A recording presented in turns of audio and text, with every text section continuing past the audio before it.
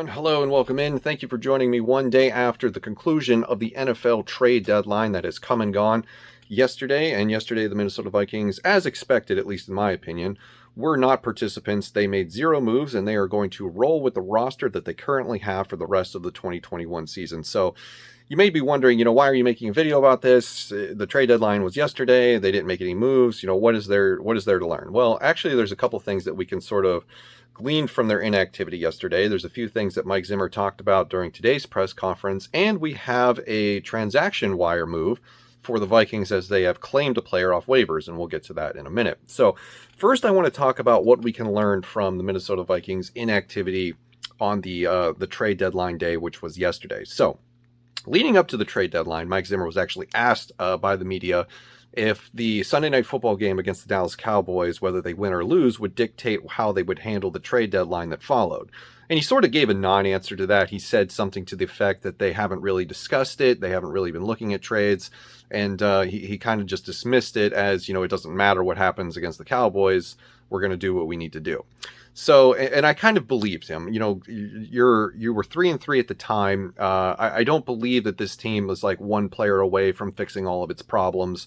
So I predicted even before the loss on Sunday Night Football to Dallas that they weren't going to do anything. They should. They absolutely should have. They probably should have gone for corner depth, but now things have changed because they're 3-4. The schedule gets harder, and we have more significant injuries that the Vikings are going to have to deal with that have really stung at the depth of this team, because it all circles back to preseason. Remember when we were talking about how poorly this team performed in preseason, Mike Zimmer explicitly said that the starters are going to have to stay healthy. I'm paraphrasing, of course, or they're going to be in trouble because the depth on this team was not good. And the depth on this team was not good, and it was apparent during the preseason, and we all knew it. So now we're looking at a situation going forward where Danielle Hunter has been lost for the season due to a torn pectoral muscle, the same injury that shelved Anthony Barr last year. And the edge rusher depth on this team is now poor because we also traded away Stephen Weatherly a week ago, who had his first sack of the season with the Denver Broncos in his first game with his new team. So it seemed like after the Sunday night loss and the Danielle Hunter news that this team was going to have to make a tough decision. And that tough decision was, are they going to sell at the deadline? Because now they have real problems on defense with Patrick Peterson still being injured. We don't know how long that hamstring is going to hold him out. And you've lost Danielle Hunter for the year. Also bad news today is that Anthony Barr and Cam Dantzler were non-participants in practice with injuries of their own. So the defense is losing the battle of attrition. We've talked about this. The season is long. Injuries happen. They happen to all teams. It just depends on how you deal with it and how good is your next man up. And the Vikings have proved, in the preseason at least, that next man up is not good enough. So did the Vikings make a mistake by not making any moves at the trade deadline? Well, the number one thing that we can learn is that whether or not the proposals or offers were good enough to meet their demands, they did not sell off veterans to clear cap space. So that tells you they still kind of believe they believe in their own fairy tales. They're getting high off their own supply. They still believe that this team is capable of winning games, which I agree with. They're still going to win games. They're not going to go 0 for whatever the rest of the season is. They still got 10 weeks to, I think that they'll win their fair share of games going forward. But, they decided not to part ways with veterans. So they're basically not punting the season and tearing things down for a rebuild. And I kind of anticipated that they wouldn't do that.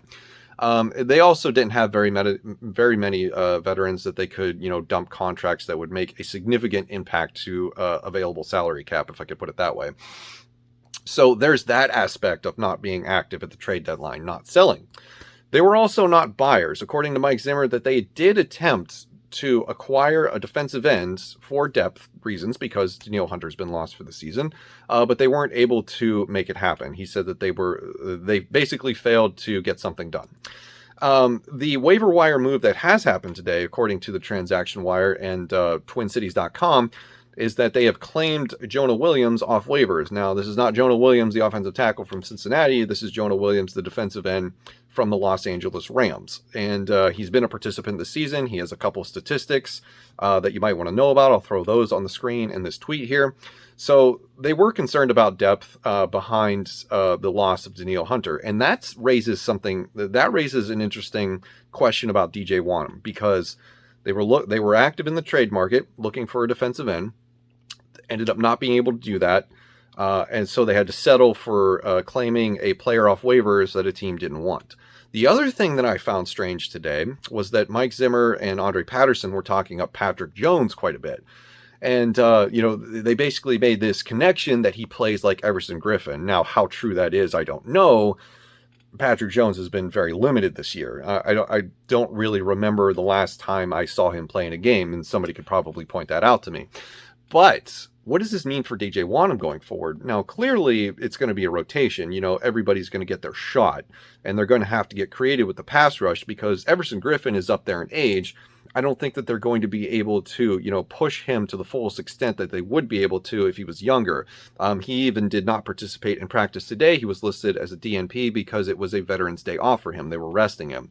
I don't think he's going to be able to go full tilt and, take a large percentage of the snaps for every game. So they have to work in these younger guys.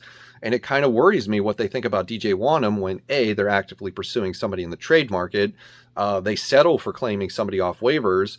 And then they're talking up Patrick Jones in a press conference in the middle of the week. So those three things have me worried about the status of DJ Wonnum if he's ever going to break out. This would be the opportunity.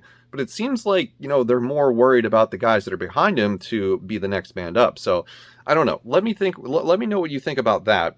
But overall, the message for the Minnesota Vikings in this trade deadline in the last 24 hours, which, by the way, woof, last 24 hours for the NFL, holy shit, the headlines just keep coming, and none of them are good. None of them are good, so no team is safe. I don't want to talk about any of them right now, but wow.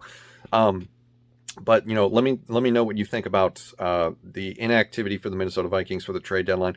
I kind of saw this coming. I didn't think that they were going to make any moves. They don't have a ton of salary cap space, and trading for one player isn't going to fix all of their problems.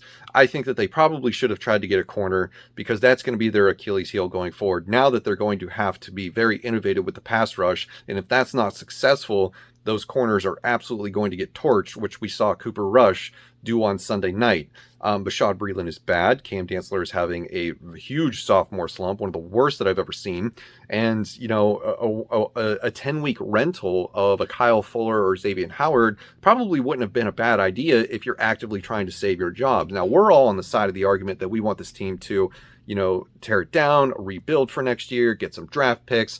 But, if I'm Mike Zimmer or Rick Spielman, I'm probably trying to do something to better my chances of being around next year, and they weren't able to get it done. So that's all I've got for this topic. Let me know what you think in the comments below, and that's going to do it for me today. I will see you in the next one. Thanks for watching.